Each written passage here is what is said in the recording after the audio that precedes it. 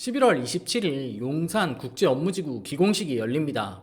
많은 분들이 이걸 두고 드디어 시작하나 보다 정도로만 이해하실 텐데, 오늘 말씀드릴 핵심은 착공 자체가 아니라 서울시가 용산을 어떻게 개발하겠다라는 방향이 명확해졌다라는 점입니다. 결론부터 말씀을 드리겠습니다. 용산은 앞으로 아파트 단지 중심 개발이 아니라 국제업무지구, 전자상가, 원효로로 이어지는 고밀 복합 기능 개발축으로 재편이 됩니다. 이 변화가 공식화된 시점이 바로 이번 기공식입니다.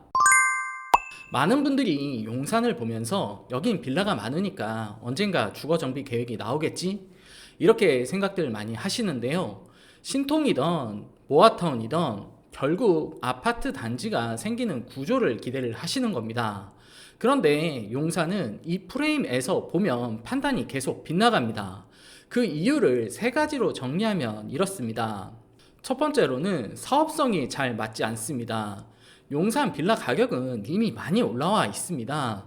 신통이던 모아타운이던 주거 정비 방식으로 사업을 만들면 매입 단가가 높고 추가 분담금에 대한 부담이 큽니다. 그리고 일반적인 재개발 수지 구조가 잘 안 나옵니다.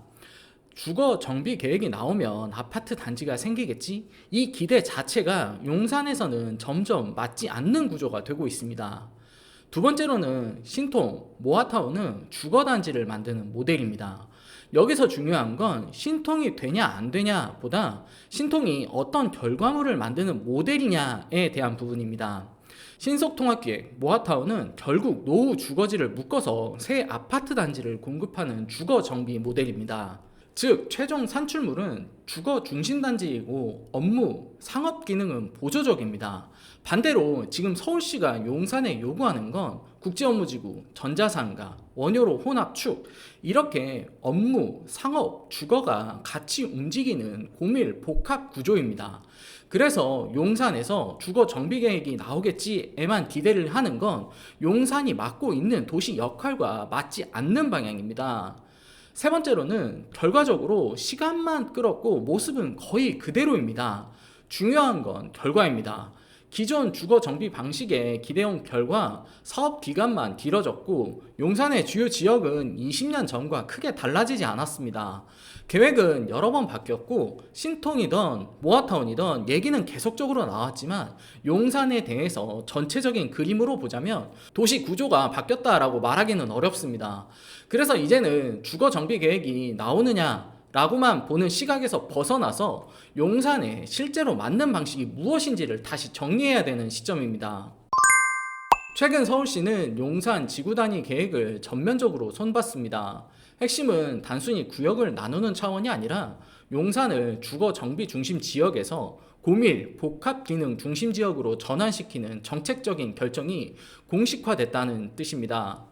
먼저 용산 전체를 6개 권역으로 재구성을 했고 이 과정에서 특별계획구역을 59개에서 68개로 확대했습니다. 이는 업무, 상업 기능을 묶어서 개발할 수 있는 범위를 서울시가 의도적으로 넓힌 조치입니다. 또한 한강대로 일대의 높이 규제를 최대 120m까지 완화를 했고 화이트존, 비욘드 조닝 같은 복합 용도 기반의 고밀 개발 정책을 공식으로 적용했습니다. 주거 중심의 균일한 용도 배치가 아니라 하나의 블록 안에 업무와 상업을 함께 넣는 수직적 혼합형 개발을 가능하게 만든 겁니다. 반대로 기존의 생활권 기반 주거 정비구역 일부는 해제를 했습니다. 즉 용산의 기존 방식의 재개발, 재건축 같은 주거단지 중심의 정비 모델을 적용할 의사가 없다는 점을 분명히 한 겁니다. 정리하면 서울시는 이번 지구단위 재편을 통해서 용산은 더 이상 아파트 단지를 만드는 지역이 아니다라는 메시지를 정책적으로 확정한 겁니다.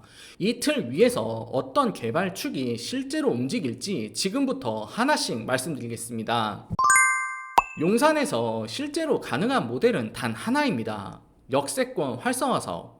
역세권 활성화 사업은 업무, 상업, 주거를 한 구역 안에서 동시에 배치할 수 있는 복합 기능 기반의 고밀 개발 모델입니다. 특징은 다음과 같습니다. 고밀, 고층으로 갈 수 있고요. 용도도 섞을 수 있는 구조라서 배치 자유도가 높습니다. 업무, 상업 기능을 중심으로 넣을 수 있고 역세권 기반 사업이라서 수요 자체도 많습니다. 도시축과 연결되는 구조라서 확장성이 좋고 절차도 신통보다 짧아서 사업 속도 면에서 유리합니다. 즉, 용산에서 필요한 기능을 실제 도시로 구현할 수 있는 방식은 역세권 활성화 사업이 유일합니다. 신통 모아타운은 결과물이 주거 단지이기 때문에 용산의 개발 방향과 구조적으로 맞지가 않습니다. 용산에서 앞으로 개발 속도가 가장 먼저 나올 가능성이 높은 구간은 이미 정해져 있습니다. 서울시는 지난 지구 단위 계획 개편을 통해서 용산 전체를 6개 권역으로 나눴고 그중 고밀 복합 기능 중심 축으로 점을 찍은 곳이 딱 3라인입니다. 첫 번째는 국제업무지구입니다. 여기는 업무, 마이스 중심의 광역 거점으로 설계가 되어 있습니다. 국제업무, 전시, 컨벤션 기능이 집약되는 지역이기 때문에 초기 투자와 물리적 변화가 가장 빠르게 집행될 가능성이 높습니다.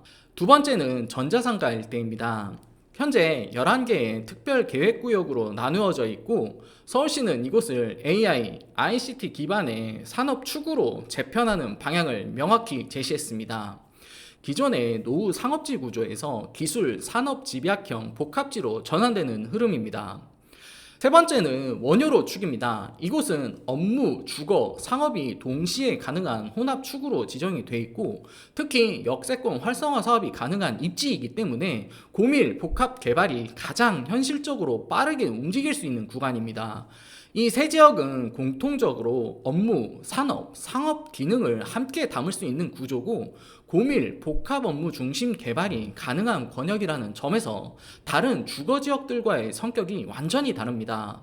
앞으로의 용산은 이 국제업무지구, 전자상가, 원효로 라인을 중심으로 단계적으로 개발 속도가 나올 것 같습니다. 이 라인에 변화가 먼저 반영되고 이 라인을 기준으로 용산 전체의 도시 구조가 재편됩니다. 용산을 판단할 때 신통에 대한 가능성이나 모아타운 여부 같은 기준은 이제 의미가 없습니다. 용산의 개발 방식이 역세권 중심 고밀 개발로 고정이 됐기 때문입니다. 그래서 앞으로는 이 구역이 역세권 활성화 사업에 들어갈 수 있는가 이걸 먼저 보셔야 합니다. 이 기준 하나로 개발 속도, 사업성, 그리고 초기 진입 타이밍까지 그냥 정리가 됩니다. 이걸 알고 접근하는 사람과 예전 기준으로 판단하는 사람의 차이가 결국 시장에서 결과를 나눕니다. 용산은 더 이상 언젠가 아파트 단지가 들어설 수 있는 지역으로만 볼 수는 없습니다. 서울시의 결정, 개발 여건, 사업성, 지구 단위 재편의 흐름을 모두 살펴보면 용산은 국제업무지구, 전자상가, 원효로로 이어지는 고밀 복합 기능 중심 축으로 확정이 됐습니다. 그리고 이 구조를 실제 도시 형태로 구현할 수 있는 사업은 역세권 활성화 사업 하나뿐입니다. 앞으로 용산은 개별 개발지 단위가 아니라 그 지역이 역세권 활성화 사업에 포함될 수 있는지 이 기준만 보셔도 방향이 정확하게 나옵니다.